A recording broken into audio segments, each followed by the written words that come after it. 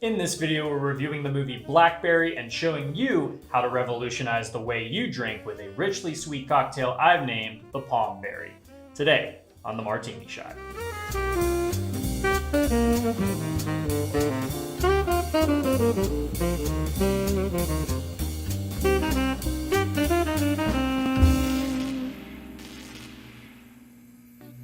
Hello and welcome to the Martini Shot, home of movie reviews and movie-themed cocktails. My name is Brandon.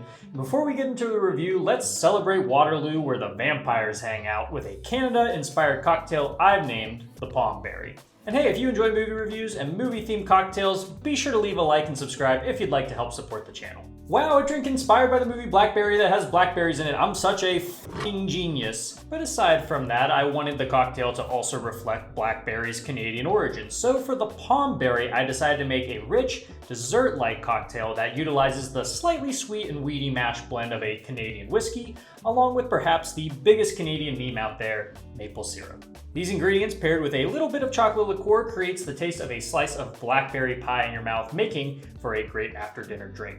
Maybe it won't change the world like the Blackberry did, but hopefully it'll change your night for the better. Let's get into it. All right, to start, we are going to be utilizing some fresh blackberries. Now, at the time of recording this, blackberries aren't exactly in their full-blown season as of yet. That usually happens around June or July, but I was actually lucky enough to find some fresh blackberries in my local grocery store. If you can't find them, you can definitely use some blackberry liqueur. It's not going to get the same end product, but I think it'll be okay. You'll just have to play around with your measurements. But if you do happen to get your hands on some fresh blackberries, you're going to be throwing 10 of those bad boys into your shaker.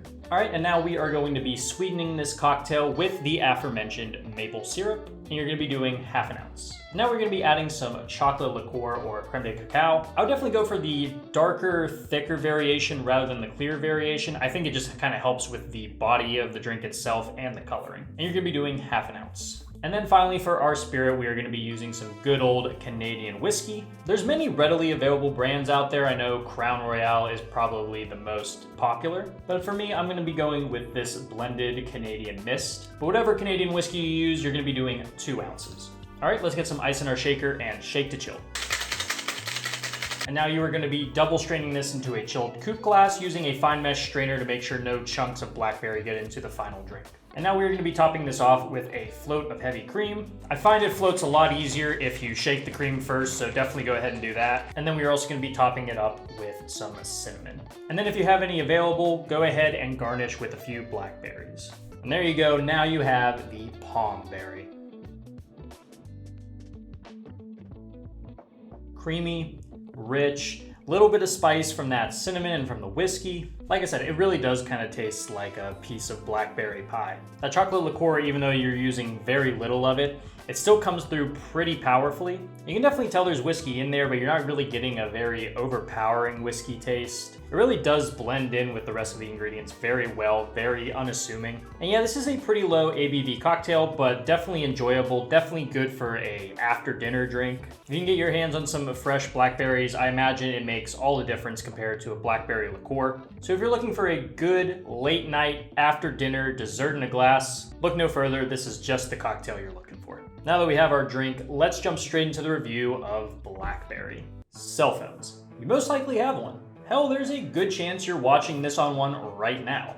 Whether it be an Apple or an Android, the world is addicted to these little plastic demons, as everything from your uncle's racist Facebook comments to the weirdest advertised mobile games is easily accessible with a 6-inch rectangle. But maybe some of you younger folk out there never experienced a time where the idea of sending an email on your phone was a life-changing advancement. And we can thank Blackberry for that, the first device to feature calling, texting, and emailing capabilities all in one tiny package. Blackberry was once the most dominant phone company in the world, and now the only owners of ones are the junk drawers at your parents' house. But surely there's a story of highs and lows, trust and deceit, and fast-talking business moguls behind the fall of one of the most influential tech brands of the early 2000s. Blackberry is the interpretation of the titular company's rise and fall, taking what could have been a cut-and-dry biopic and turning it into a hilariously tense experience. A fairly average story is elevated by attention-grabbing performances and guerrilla-style cinematography that makes it feel like you're experiencing the company's success and downfall all in real time. The film is directed by Matt Johnson, whose previous works carried this undeniable authenticity to them while also managing to be goofy as hell. His directing style feels very fast and loose, which gives this film the energy it needs to not be the total snooze fest the average biopic can be. His decision to shoot this in a documentary style without making it a centerpiece of the film does wonders for the film's presentation. Without perhaps a single tripod in sight, scenes are often shaky, imperfect, often peeking from behind corners or windows to really give it that fly-on-the-wall feel. This style also does well to mimic the hectic and often stressful reality of a startup becoming a tech juggernaut. There's a claustrophobic nature to a lot of the scenes, really managing to put you in the shoes of the characters in a way a conventionally shot film might not always be able to do. This, coupled with the fast-paced editing, makes the film a genuine nail-biter at times. Of course, the technicals wouldn't be nearly as effective without a solid cast chewing up the scenery. Glenn Howerton's Jim Balsillie is a commanding presence that you feel in every scene that he's in. He's always got that look in his eye like he's ready to blow a gasket at any moment.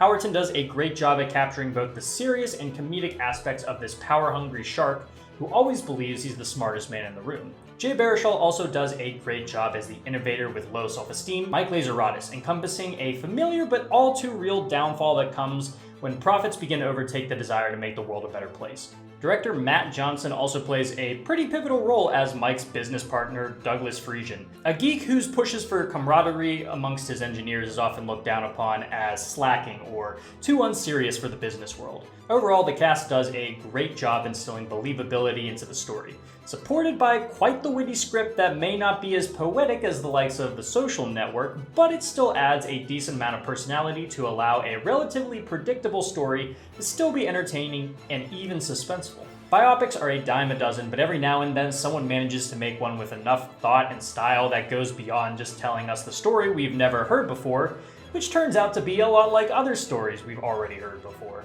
This was quite the surprise and is one of my favorite films I've seen this year, so definitely give this a watch and maybe give second thought to that rectangle that's in your hand right now.